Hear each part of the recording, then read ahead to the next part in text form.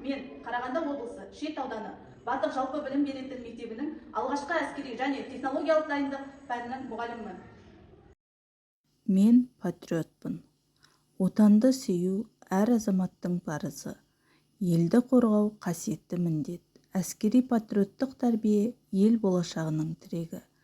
Бүгінгі жас ертеңгі ел қорғаны. Әскери тәрбие жауапкершілікке, тәртіпке, ел жандылыққа баулиды. Мен батыр бабаларының ерлігін мақтан тұтамын. Мен болашақ сарбазбын. Елімді қорғаймын. Мен патриотпын. Батыр апаларым Әлия мен Мәншүктің ізімен келемін. Солардың рухынан нәр алып, осы мамандықты жүрек қалауымен таңдадым.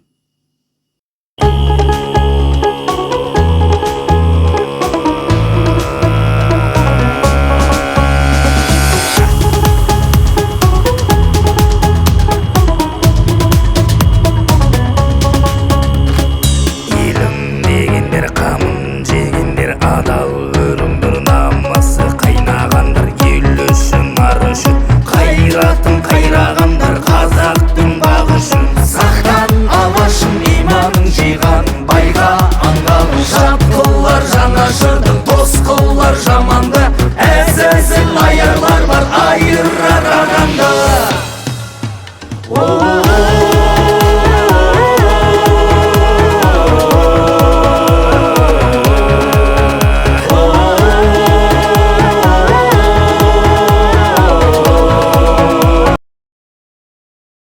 Мен патриотпын.